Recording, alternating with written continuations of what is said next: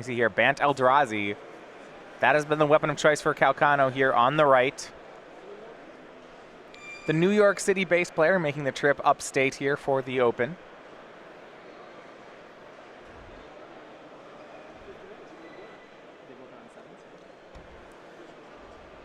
Calcano on the play, both players keeping on 7. He will start with an Ancient Stirrings off a copy of Brushland. Ancient Stirrings is probably the most powerful cantrip if you actually think about the decks that are casting it in Modern. Seeing 5 cards is very powerful. Selects really almost anything in Calcano's deck, though his ideal start is going to be Noble Hierarch. So he's kind of off pace here, so we'll see how it shakes out from here. Yeah, I mean, one thing about the Bant Eldrazi deck is I know they need... Eldrazi Temple is so important to their strategy. That cards like Ancient Stirrings do a lot of work. Yep. Eldrazi Temple is still the thing that enables turn 2 or 3 Thought-Knot Seers, which is among this deck's key strengths. Yeah. The card he got there was Matter Reshaper. For Thomas, it was Raging Ravine to start the game, so no turn 1 play on his side. It looks like Calcano already had the Eldrazi Temple in his hand, so he will get to power out that Matter Reshaper a turn early. All right, that's solid. Yeah, when your opponent takes Matter Reshaper off of Ancient Stirrings, you have to figure that their mana's already pretty good, or that their Stirrings was not very good. Thomas checking the text here on Matter Reshaper. Mentioned before, this one, a great card against a strategy like Jund, where they're trying to play an attrition game and kill all your things. Yep, you don't want to point a targeted removal spell at this one, and it also does a really good job at blocking against the Liliana of the Veil Edict. Yeah, 4 copies of that in Billiteri's deck. For his second turn, a Bloodstained Mire will find an Overgrown Tomb, and it looks like we have a copy of Dark Confidant from the Jund player. Yeah, and you see a Terminate in Billiteri's hand. He definitely wasn't going to pull the trigger on that one just yet, but that is certainly among his most important cards in this matchup, and Calcano's deck does tax them fairly heavily. Well, Calcano swings in, dropping Tom to 14 with the Matter Reshaper, and then we'll cast Thought-Knot Seer, and we get our first look at Billiteri's hand. So for the Jund player, he has a pair of Terminates, a Lightning Bolt, a Kalitas, a Lightning Bolt, and it looks like a Scavenging Ooze is the last card. Yeah, so I have to figure that a Terminate is going here. Terminate, again, is like one of, if not the most important card for Billitteri in this matchup. Kalitas is actually really strong if you can get some zombies churned out. It would exile the Matter Reshaper, get a zombie that way. You can make it up to a 5/6, and it'll actually start to square off against these Eldrazi, though a Path to Exile from Calcano could shut that off before it starts. Dark Confidant shows an Inquisition of Kozilek for Thomas. Calcano did exile one of the 2 Terminates. You see Thomas's regular draw was a copy of Liliana, so it doesn't have his 4th land yet. He'll play Twilight Mire, and we'll see how he goes forward with this turn. Calcano couldn't take both Terminates, so Thought-Knot Seer is not long for this game. He kind of will be, I imagine, though one of them will be killing the Thought-Knot Seer. Sure. The Twilight Mire makes this play a little bit awkward, so if Billitteri wants to cast Inquisition, he has to commit to casting that and Terminate right now, because he would have the black mana floating. It's interesting. Thomas has gone for Liliana of the Veil this turn. Okay. I'm interested in what mode he'll pick if he just wants to go at hand size. If he -2s it, it's almost guaranteed that Calcano will sacrifice the Matter Reshaper. Right, and no matter what mode is activated here, Billitteri is going to lose some material on Calcano's attack step. Yeah, -2. So Calcano is forced to sacrifice a creature. He'll pick Matter Reshaper, and what a beating it reshapes into an Eldrazi Temple off the top. Woof. That one's strong just as the draw step, but it coming in is not what you want to see. You don't want that card to be on top of Calcano's deck in any capacity. That is a 3-mana Path to Exile that got your opponent 2 lands. Ew. And this is what I was talking about here, any mode on the Liliana. Now when the Thought-Knot Seer attacks, it's either going to just eat the Dark Confidant or it's going to remove all of Liliana's loyalty. So Billitteri is going to lose a pretty substantial permanent on this attack from Calcano. We'll see. It looks like Calcano goes for 5 mana, and that's going to be the Reality Smasher. Swings with both. We'll see if he even cares about Liliana here. This damage may all be going at Thomas. That's a really good point. Calcano has everything he needs on the table. He knows the majority of Billiteri's hand. This board's pretty strong. If Calcano has a backup Reality Smasher, it's going to be really difficult to imagine him losing from this position. And I like something here. So Calcano left up Temple Garden. I believe he has a Path to Exile in his hand, but he actually allowed Thomas to try for a chump block there. So Dark Confidant made a block, and this was a little misstep by Thomas. You saw him put it in front of Reality Smasher, then realize, wait, I want in front of Thought Knot. Unfortunately here, he is forced to put in front of Smasher, as that was his first play. So he takes 4 trample and 4 off Thought Knot, goes down to 5. Yep, the Smasher tramples, the Thought Knot doesn't. That card has a lot of text, and all of it is very important. The draw for Thomas was a copy of Kolaghan's Command, but now at 5 life, facing down a trio of creatures, this is going to be a tough turn. And when you think about Kolaghan's Command just in this matchup in general, that really emphasizes what I was saying about Terminate being so important. Look at Calcano's board.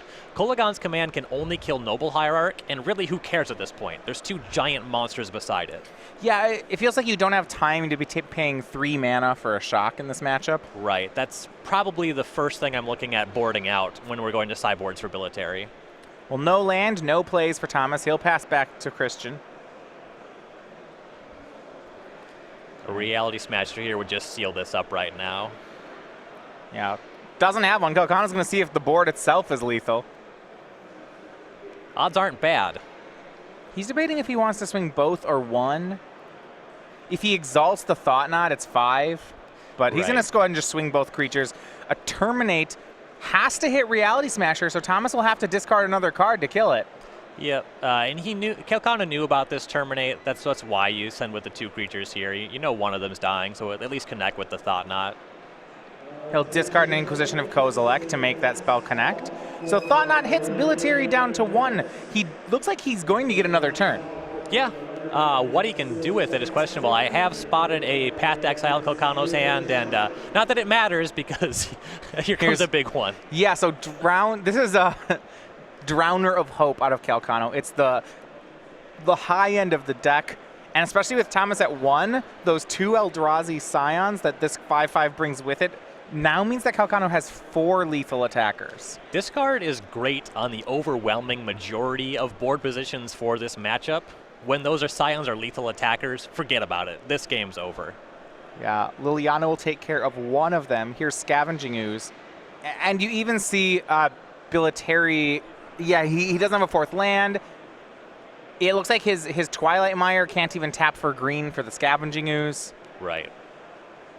Yeah, if he wanted to activate it, he would have had to use that to cast the Ooze, float the green mana, however he wanted to do that. But it doesn't matter, Not right? even close to mattering in that game. Yeah, Calcano could have tapped it out with the Scion. Yeah, could have cast a Path to Exile. Could have just attacked with 3 creatures. And I think what he ended up doing. So game 1 goes to Christian Calcano and his Bant Eldrazi deck. And that's how I imagine that this matchup is going to go. The Bant Eldrazi deck just taxes specific removal spells from Jund so much. Lightning Bolt and Abrupt Decay are not at their strongest tier. They do interact well with Noble Hierarch if you can get that in on time. But as soon as Calcano starts casting his 4 toughness, 4 cost, and more creatures, Jund's in a lot of trouble. Yeah, so we're going to go ahead and let's look at the Jund sideboard then. We mentioned how, especially in a deck like Jund that's trying to have game against everything in the field, he's going to have some losers and some winners. Yep. Those Kolaghan's Commands you didn't like, but when we look at the sideboard, we have 3 Kitchen Finks, 2 Ancient Grudges, 2 Kozilek's Return, 2 Pithing Needle, and then 1/ofs of Thrun the Last Troll, Obstinate Baloth, Duress, Painful Truths, Slaughter Pact, and Slaughter Games. How do we change the deck to be better against Bant? So I like Thrun and Obstinate Baloth, mostly on the merit that they're getting to the range where they're large enough to tussle. They at least will get in the way of Thought Knot Seer. They can help you deal with Reality Smasher some. So those ones are all right. I like those. I like Painful Truce just because there's only specific cards that Jund wants, and as soon as he's drawing Lightning Bolts and facing down Smashers, or Thought Knot Seers, he wants multiple copies. So extra cards are going to be important as well. What about something like Slaughter Pact? Love Slaughter Pact. Okay, yeah, it is 3 mana for a kill spell, but it kills anything. Exactly, and he just needs to be able to kill these 5 toughness, 4 toughness creatures, so that should be coming in over the less powerful removal in this matchup. And I can see an argument for Kitchen Finks, just to get a critical mass of bodies on the table to actually engage in combat favorably. Yeah, it's interesting. I like it when you say it that way, but it is a 3/2, and I feel like, it's kind of small. Yep. I could see it going either way on here. But yeah, it's just an option. It's going to depend more on what we actually want to board out here. All right, well, Christian Calcano on Bant Eldrazi. His sideboard's some 2s and some 1s. He's got 2 of Engineered Explosives, Graft Digger's Cage, Stubborn Denial, and Stony Sounds. You know, that's a lot of times, this feels like what you see in a modern sideboard where it says, oh, this is some hate cards for a lot of different matchups. None of them for Jund, because you don't really hate out Jund. Right, yeah. You can up your removal count. Dismember will help you deal with their Dark Confidant, their Tarmogoyf, what have you. So I can see that one coming in. This is just not the matchup for Worship. Don't like that one really at all. What about Worldbreaker, though?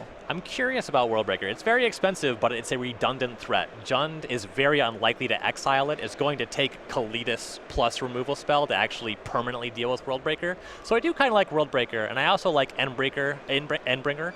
It's just another fatty. And that's what you're taxing Jund on, the removal spells that can actually interact with these giant monsters.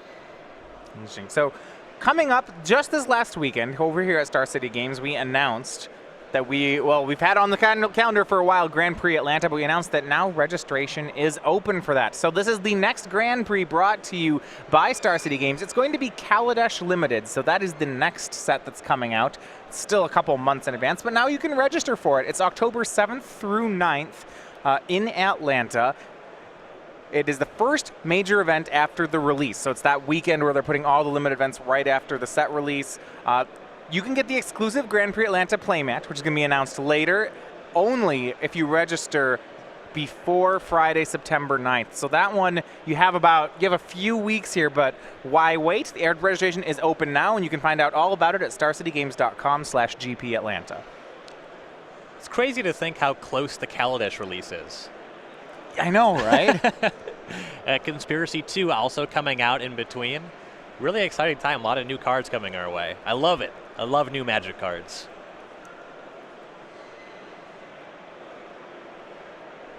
Kaladesh should have a lot of the things that I like as well. Some artifacts. A little Thopter action, I'm hoping. Some red cards. Red cards? Big fan of red cards. Standard has been kind of lacking for me with just how poorly positioned a lot of the red cards are. That's been true. We haven't seen too much. Mountains were certainly, I think, the losing basic land type at the Pro Tour. And really, who likes it when Plains is the best basic land? Well, that's just never true.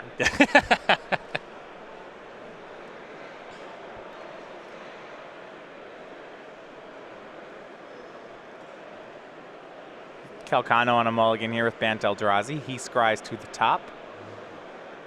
And we are underway. It'll be Inquisition of Kozilek from Billitteri on the play. Is forced to take a copy of Matter Reshaper. So we look at the 5 cards that Calcano has. It's 2 copies of Brushland, an Eldrazi Temple, and 2 Thought-Knot Seers. So turn 3 for Thought-Knot, but nothing until then. Yep, and this does break up Calcano's curve. He could have had a turn 2 Matter Reshaper into the Thought-Knot, which is a quite solid curve. Noble off the top here would be great. Looks like the card on top that Calcano kept was Reality Smasher. And you see him leading here on Eldrazi Temple. Yep, the idea is if he top decks a second Eldrazi Temple, he's got that turn 2 Thought-Knot. So it's back to Billitteri. Play a land and say go. Calcano, not that fortunate. His draw was Windswept Teeth. Boo. You want to see just the double temple starts?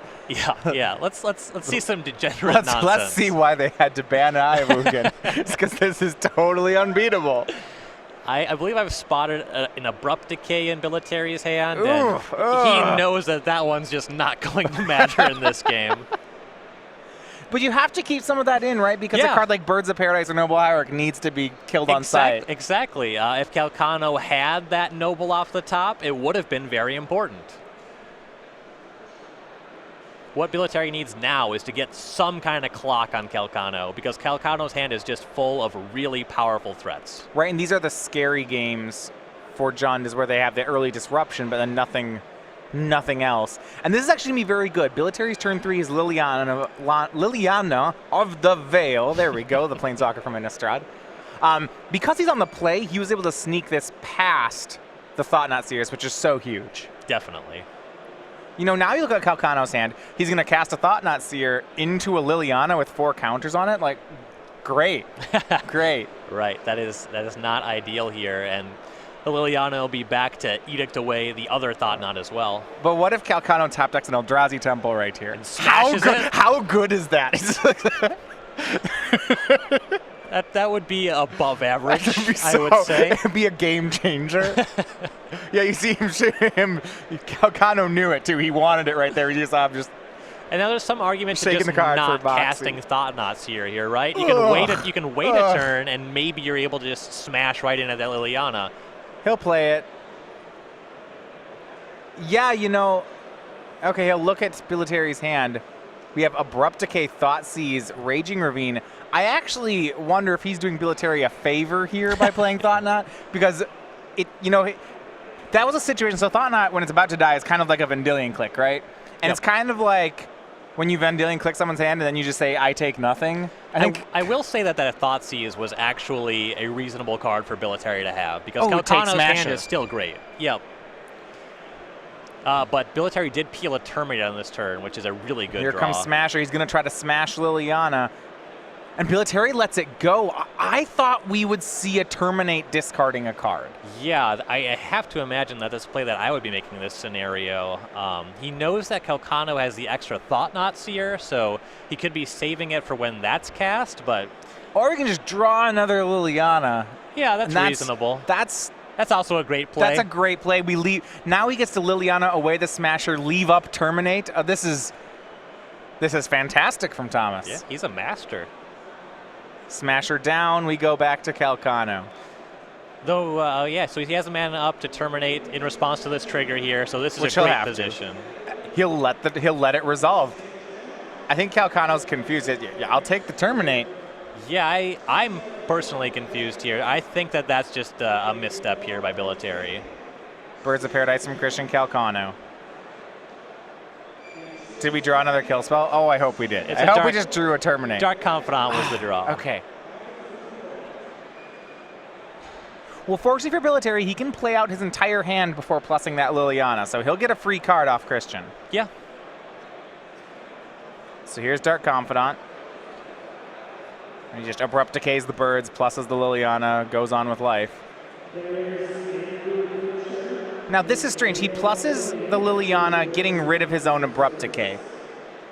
If he had a creature land, say like a Treetop Village in play, which he could activate, this would make sense. But he did just give away a card with that play. Yeah, I'm thinking that it's possible. I don't know. This is a matchup he's not very familiar with. I don't know what's going on. So Calcano is now fairly firmly in the driver's seat. A lot of pressure on Billitteri to keep peeling things like Terminate and Liliana, the Veil. His hand right now is just not going to do anything. Yeah, Thought-Knot Seer took down the Liliana. So Liliana's now in the graveyard. We go back to Billitteri. He plays Tarmogoyf. That was the card he revealed off Dark Confidant. His last card is a land, though Calcano does not know that. We're going to get a check on the size of this Tarmogoyf here. We have instant from Abrupt Decay, Planeswalker from Liliana. We have land and creature both in the graveyard, and we have sorcery from Thoughtseize, so it is a 5/6. Sorcery from Inquisition. Inquisition, right. Yeah. It's all the same. From one of those discard spells. It wasn't Inquisition, was it? Sorcery from that sorcery spell. The Thoughtseize was exiled from a Thought-Knot Seer. Right, yep. But the turn 1 Inquisition, okay. And here's right out of the sideboard. We talked about it. Here's the World Breaker from Christian. And what a great time for, right for the Raging Ravine. Excellent play. And now he'll pass. That card is so tough for Jun to deal with. Right, though it does bounce off the Tarmogoyf at this point. So that is some silver lining for Billitteri. You know, when my 7-drop can't attack through your 2-drop, I'm calling shenanigans, okay? That's not allowed. Thomas is getting 2 cards a turn, though. So he shows Lightning Bolt off Dark Confidant and then draws. It looks like his draw was another fetch land, a copy of Wooded Foothills. But no choice to just pass to Christian. So we get to see whether more cards will take the day on Jun's side or whether bigger cards takes the day on the Eldrazi side. Yep, Calcano is looking for Drowner of Hope or Path to Exile and Speak of the Devil. Yeah, Path to Exile takes care of Tarmogoyf. And now Calcano will just unload in a flurry of damage. We have to remember that Calcano knows about a Lightning Bolt in Billiteri's hand, so it'll be interesting to see whether or not he sends Thought-Knot Seer. Yep. I would be inclined to hang it back, and we see Calcano do just that. There's no reason to trade it, even if it is a 2-for-1. It's a trade you don't have to make. You don't have to. Getting Dark Confidant off the table isn't without merit, but it looks like Calcano's fine letting that happen. He'll just swing World Breaker. And part of that is this crack is taking Billitteri down to 11. Dark Confidant may not necessarily be his friend at this point in time. Lightning Bolt hits Birds of Paradise.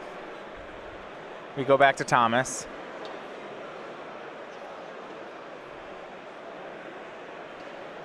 Looks like another lightning bolt in a land. Very much not what Billitteri is looking for. He'll pass back to Calcano. Just swinging World Breaker. He knows about that lightning bolt again. So now Thomas goes to 5. Calcano plays a land and passes. Another lightning bolt from Thomas puts him to 4. This double bolt could trade with the Thought-Knot Seer, though it is not enough to deal with the World Breaker still. But nothing's enough to deal with the World Breaker. Well, almost nothing. I think Thomas may have drawn Scavenging Ooze for the turn. So yeah, 2 bolts at the Thought-Knot. Thomas draws a card. And if that last card is Scavenging Ooze, that's perfect. And it is. Yeah, that's really solid. Now if he's able to find a way to get rid of the World Breaker, he can actually permanently deal with it. Yeah, now keep in mind there are 4 untapped lands from Thomas. They are unfortunately not all green mana producers. Right. So at least one of them is a basic swamp. We'll get a check on just how many you can exile. You do see at least 6, it looks like 6 creatures in Calcano's graveyard alone. Yep, and it's going to be the mana that's choking him here on making that Scavenging Ooze big enough to just bounce off of the World Breaker. So Ooze goes to a 3/3. Yeah, you see the lands that Billitteri has left untapped are Swamp and 2 fetch lands. So in this position, I imagine Billitteri is forced to chump block with the Dark Confidant. Whoa! Huge draw here for Calcano, though. He's just going to try to end the game. It's Drowner of Hope. He can sack a Scion to tap the Ooze, sack a Scion to tap the Confidant, and I think because of that mistap, that would kill Billitteri. He attacks, so Calcano attacks with World Breaker, Thomas blocks with Dark Confidant. Is there a reason Calcano doesn't just tap him out and swing 5? Well, he can only attack for 5. I guess he didn't have any untapped green, so he actually couldn't gain a life with the Scavenging Ooze. Right, right. Maybe there's an untapped green there that we missed. Yeah, it could be respecting Terminate. I don't know. There's no cards in Thomas' hand. It might be one of those situations where Calcano just His missed. position's so good, Well, I don't know. It's possible he just missed that Thomas was out of green mana. Now, to be fair, True. Calcano can tap it again here. Yep. Billitteri goes to work on Christian's graveyard, exiling, looks like 4 creatures, gaining 4. Thomas is up to 9. That's going to be shy Land, of 10, yeah. though. He's got to get up to 11 to survive here. 2 5-power attackers for Calcano. Ooh, and it looks like he's drawn something, too. If it's a Displacer, that's easy game, yeah. Oh. Eldrazi Displacer. If you haven't seen, remember from Eldrazi Winter how that one works with Drowner of Hope? It works just like that, a handshake. So 2 games in the books for Calcano, and 2-0, he has started his tournament off with a win. Yeah, even in a much closer game, that combination would break things wide open. It demands a removal spell immediately. Yep, exactly. It was just textbook. Very easy to clean up the matchup from there with just what he already have. And Displacer Kicker, well, how about that?